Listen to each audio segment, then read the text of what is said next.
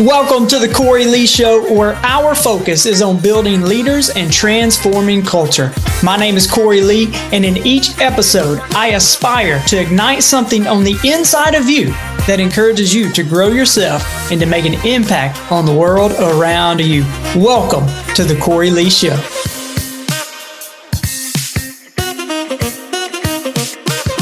Welcome back to the Cory Lee Show, guys. Today is going to be a jam-packed episode. It's going to be really good. And I've got my friend Jonathan Baktari. He is a doctor. He is the CEO of National Testing, which what they have done is revolutionize the ease of getting laboratory tests.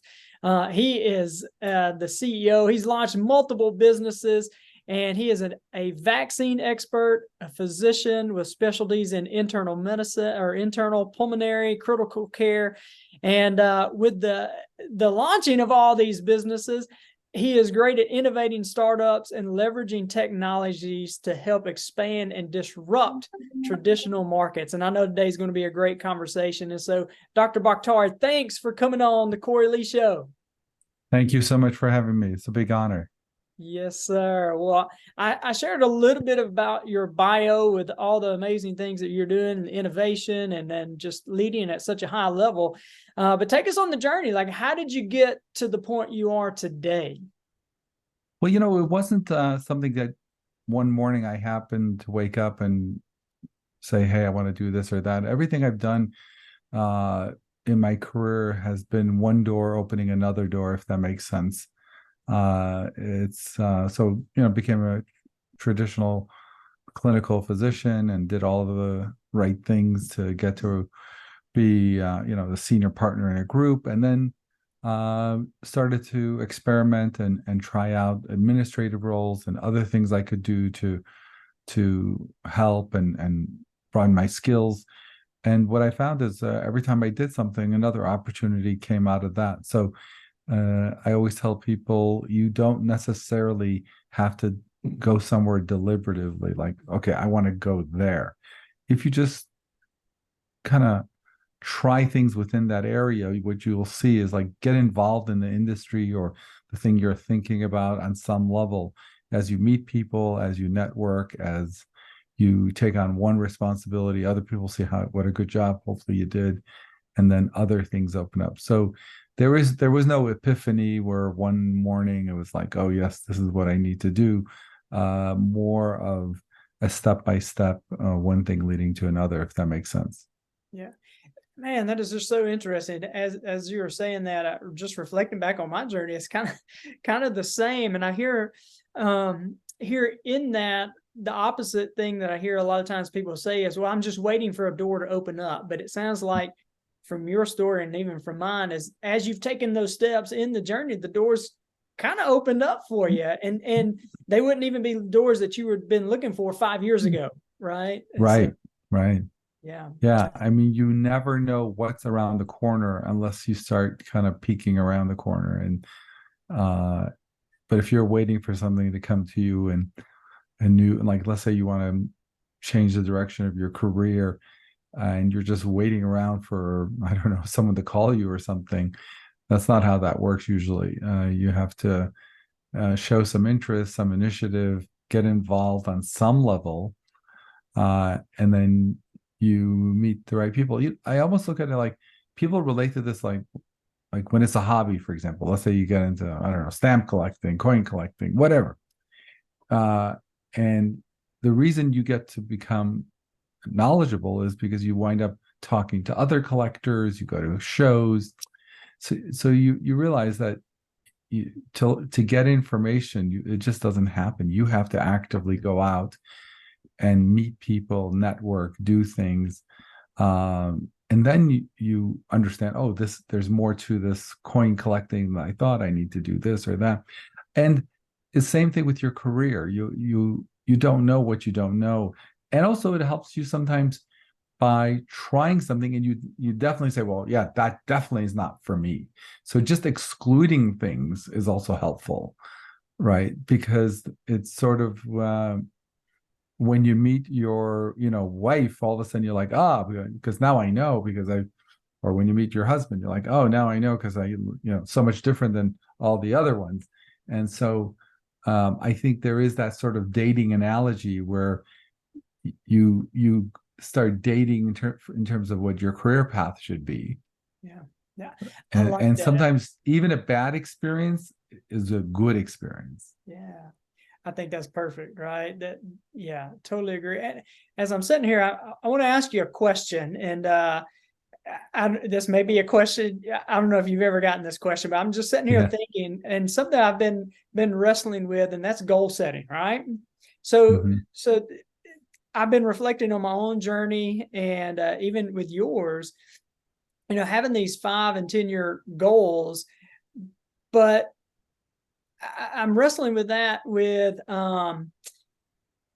based off of what you said, and kind of in my journey, as I've stepped, there were doors that were open that I didn't even know were even there. And if I were to try to set specific goals, I don't know what I don't know, kind of what you said. Anyway, my question is, what's your take on goal setting?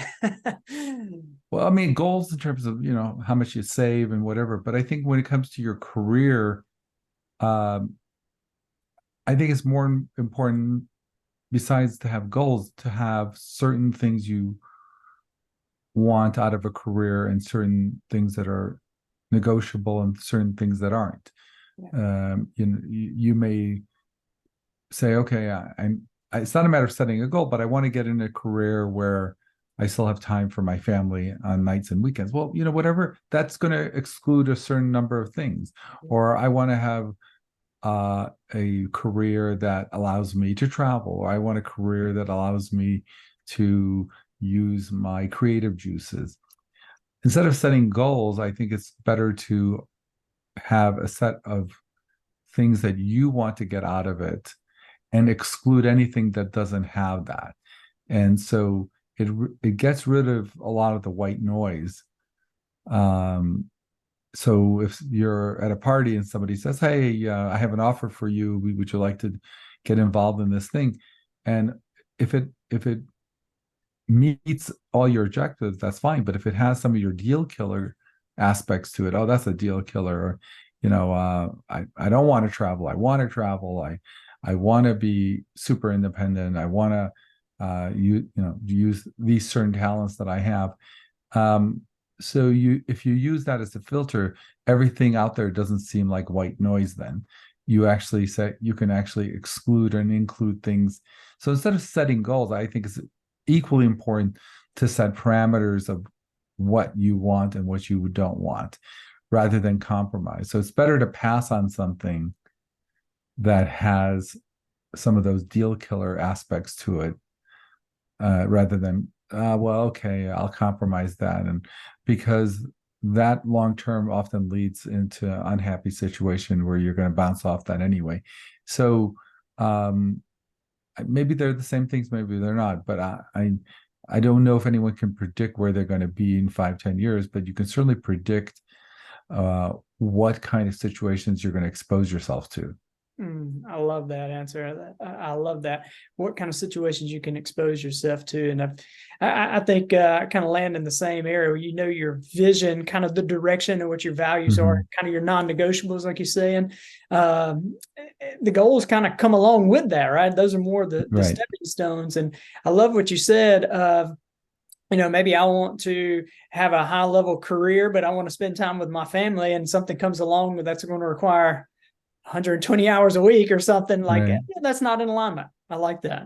Yeah. Right. So just cross things off as they don't fit what you want to do long term. Yeah, I like that. So, Dr. Baktari, you've done a lot. You've started a lot of businesses that are making an impact, and I'd like to add, and you have a leadership podcast as well. And so, I'd love to touch base on some leadership with you. What are you, as you've led teams, you've led businesses, what are you seeing as some of the biggest challenges actual leaders are facing right now in the marketplace? I think most leaders struggle with, how to dial in the right type of culture for their organization, especially in the small to medium-sized companies where culture can really impact your bottom line in a meaningful way. I think either they struggle with it or they give up, and to just pray for the best. But building culture is really important. Culture of having the staff and the people in the organization feel they're stakeholders, and conveying that vision that everyone in this organization is a stakeholder and has an upside if we do well, is something I think most leaders struggle with. Yeah. I think leaving it to chance is not a good thing. So it's something that you need to work on. Yeah. Any practical advice on like, hey, here's one thing you could do to kind of create that culture that you're talking about? Because it is sometimes a challenge, right? Yeah. Yeah, I think for people who are starting out, your first 3, 4, 5 hires are the most important. A lot of times when people are starting out, they're desperate to find talent and skills that they need for their company. But if they don't focus, are they hiring the right people with the right attitude and the qualifications? If you make a mistake on your 20th hire, you're going to be probably okay. If you make a mistake on hire number 1, 2, and 3, you're pretty much toast. So you can't have the same filter for hiring your 99th accountant in the accounting department versus your first accountant in the accounting department. And so, of course, that'd be a whole podcast or a whole course on how to figure that one out. But I think in broad terms, that sends the message that, in startups, certainly hire number, 1, 2, and 3, 4, and 5 will make or break you. Yeah. Yeah, that's good. A lot of times entrepreneurs or small business owners will have we just need somebody. We need anybody, right? I just need somebody to fill this role. And I found exactly what you said, how important those first few hires are to help you carry out that culture, the vision. Yeah, and your vision. Yeah. Yeah. For sure. One of the things I know you talk about are like the underrated skills of a CEO or a leader. And I'd love for you to talk about that for a little bit, because I think it's easy for us to kind of look at a sports team and say, you know what, I know what kind of skills those athletes need to work on, but what about a leader? What about a CEO? What are some of those underrated skills for us? Yeah. Well, I'm glad you used that sports analogy, because let's stay with that, because it's not too far off. Yeah. Listen, you and I would never dream that we could be a quarterback for the Green Bay Packers, right? I don't care whether you're in good shape, how well you throw the ball with the kids in the backyard. You're not going to be the quarterback for the Green Bay Packers next Sunday. It's just not going to happen. And that's an exaggeration of a point, meaning if you did want to be the quarterback for the Green Bay Packers, you got to go out and get a lot of skills. Like, you're going to have to really acquire skills. Maybe, of course, it might be too late, but assuming age wasn't an issue, you'd have to go and acquire a lot of skills, right? You'd have to throw a football maybe 10,000 times and, get in shape and, whatever it took. So it's not like you couldn't be the quarterback for the Green Bay Packers, but you would have to acquire a lot of skills. And nobody ever thinks they could be a professional athlete, just out of the blue, because they know they don't have the skill set. You may want to be the quarterback. You may be a great Monday morning quarterback. You may have thought of all the right plays or everything else, but you don't have the skills. And when I say you, I'm throwing myself into that, of course. But the reality is, I think a lot of people start off being a leader in an organization thinking that just because they're a nice guy and people like them and they're smart, they will be a good leader. But just because you're a nice guy and people like you, and you're nice to everybody, it's not gonna, like the analogy I always use, is not going to help you land the 747, right? If we put you in a cockpit at 30,000 feet and said, land the 747, you're a nice guy, people like you. Those traits are very important to have to be a leader. but you actually need concrete Mm. skill sets to run an organizations above and beyond, oh, this company was my idea, or I thought of it, so obviously I'd be the perfect leader. Or now it's up to you whether you go get those skills or not. Is going to be up to you. If you don't get them, of course you may learn, but you're going to have to pay tuition, and that tuition is going to be the school of hard knocks. Making a lot of mistakes, painful, costly mistakes, and so I think the first skill any leader needs to have is that being a leader is not a soft skill. Mm. You have to go out and acquire it. Just, you want to play the piano, you're not going to be able to play it because you're a nice guy and people like you and you have a good sense of humor. You're going to have to acquire some skills. And I say the same thing about leadership. You have to go and get those skill sets, and then run with it. Then all those other qualities will help. Yeah, yeah. What do you see as some of those skills that a leader could improve on?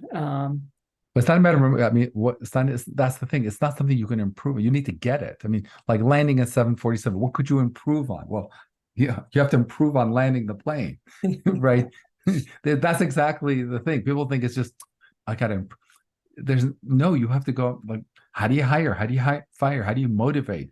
How do you discipline? How do you calibrate what you say to the same thing to different people? It's not any one thing. It's a whole skill set. When are you harsh? When are you generous? When are you more empathetic?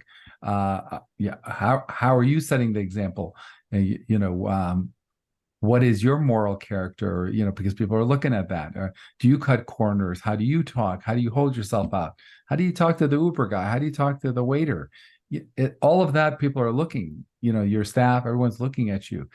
There isn't one thing. It's like you have to go to CEO school almost to get it all. So it's not just improve on one thing. Right, like how would you land the 747? What one thing would you have to improve to land the 747? It's not one thing. It's like 50 things. And now I'm going to be very transparent. I think I didn't have that understanding, and I think I made mistakes. I think I was also fortunate that I had mentors that happened to be in my life that helped me through some of that, which really helped. And I think without that, I would have made a lot more mistakes. But yes, obviously, if I had gone into it with this mindset, it would have been a lot easier, because I wouldn't have thought that, oh, I'll just figure it out. I'll just somehow figure it out because I'm a smart guy. I what could be involved in this? And then you realize, oh, there's a lot involved in this. Yeah. And so don't do it the way I did it. Do it the way I'm telling you to do it. But again, I'm super fortunate that I ran into a lot of mentors, just almost by accident. That's the sad thing. I didn't realize that was so important, but in retrospect, they saved me so many times, because I was able to bounce things off them and say, "Hey, I'm in this situation, and what do I do?" I remember talking to one of my mentors early on in my leadership career, and I was just telling him my struggles, and he said, "You know what you should do? This is what I do at my company. I have all my senior people send me an end of day report." Okay. And this way I don't have to call them at the end of the day and say, "So what happened today?" And so when you do talk with them, you're going to be able to talk to them about higher level stuff, because you already know the contract was signed, or the check was sent. You got so if they send you all that on a daily basis, when then you do talk with them, you're not talking, "Hey, was that check sent, or was that order filled?" Or you have the, and that was just like one of 1,000 things like he taught me. And to this day, we do that. I have an end of day report with all my senior staff. But it's that and maybe 10, 20 more things that person taught me and the next person taught me. How to motivate people, how to cut your losses if something's not working out. I think if you've never done it and you just want to try to figure it out on the fly, sometimes you'll do the right thing and sometimes you won't. I mean, it's not. And if the mistake is costly, it could be bad. Sometimes it could cost you your business. So understanding that you have to work at it and not let it be something that you just intuitively figure out. Yeah, I completely agree with that. And I love what you said at the beginning. Just because you're a nice guy or a nice girl, people like you, it does not automatically make you a great leader. Because for me, I lean towards this people pleasing thing. And like you said, that's not going to land the 747. It really No. And Right? there are other skills. And I love kind of what you were saying there, the importance of having other people in your life, those mentors that you can go to and you can ask questions. Because a lot of the things that I've had to learn through leadership come through experience, but you can also learn from other people's experience and you can Yes, but bypass. if you find the right person, right? So Yes. you can also find the wrong person. But yes, assuming you find the Michael Jordan of your field, or the person who you want to emulate, who's 10 steps ahead of you, then you're onto something. Yeah. Yeah. Totally agree. Totally agree with that. And then another thing I was thinking about as you were saying that, how important it is for me having some kind of reflection process, because you said something in there that sometimes you can, if you go by intuition alone, sometimes you get it right, sometimes you don't get it right. And if I've got some kind of reflection process, I can figure out if it was right, what caused it to be right. If it was wrong, then I can hey, what led up to that? And Yeah, but then that's like trial and error. A surgeon wouldn't yeah, do that. A surgeon wouldn't go in and say, well, let me see how that surgery went. What could I have done right or wrong? So I'll do. Nobody, you wouldn't let your surgeon practice on you and see what went right. You got to get it right no matter what. And yeah, I don't, that yeah, that that that that's what we're talking about. Not to get it wrong means you have to go and get the skills. You have to acquire them. Right. yeah, If you're doing that, if you're going back and saying, of course, we can always do things better. But if that's how you're learning, that's not a good way, because when it doesn't work, it could be costly. yeah, It good. could be that you could have messed up with that one hire that was going to change your company, or messed up with the one client that was going to change your whole business, Yeah. or other, really things that materially impact the direction. Yeah. Dr. Baktari, let me ask you this. So you've been involved in several startups, and a lot of people listening, they've kind of got this thing stirring inside of them. They want to start a business. They want to launch something. Have there been some maybe some things that you've noticed that help startups be successful, or somebody maybe listening is like, hey, maybe what are some things that I could do to make sure I get started on the right foot? That's a loaded question, because we could do a whole series of podcasts on that. But let me just kind of throw out the simple one, which is make sure you pick the right business, right? Because if you don't have the right business, nothing really matters, right? You could work 100 hours a day and do everything right, but if the business model doesn't work, it doesn't work. You can't hustle enough to make a bad business model work. So you have to pick and choose the model. What is it that's going to differentiate your business? This is a new product that nobody else has. Are you providing delivering a service in a way that no one else has? Because if you're going to be the 10th accounting firm in that suburb, okay, well, that's going to be uphill battle. If you're going to be the 10th yogurt shop, in a suburb, okay, you may work hard, but that's going to be a struggle, right? If you're going to be the 10th gym in a neighborhood. So I think it's not just a matter of starting a business. what kind of business are you starting, and are you in a position where your competition is irrelevant, or you're just going to be duking it out and stealing clients from the other 9 yogurt shops? Or are you going, so it matters what you do and how you pick your business. Yeah. I think that's important, for sure. I know on your podcast, you talk a lot about leadership and entrepreneurship. And one of the things that I know you talk about sometimes are some of these barriers or roadblocks that kind of keep people or keep companies from growing. As you know, there's the different phases that companies go through. You got your startup, and then you want to go to another level. But sometimes you're trying to get to that other level, and there's these blocks or these roadblocks. And so maybe what are some roadblocks that you've kind of seen that prevent teams or companies going to that next level?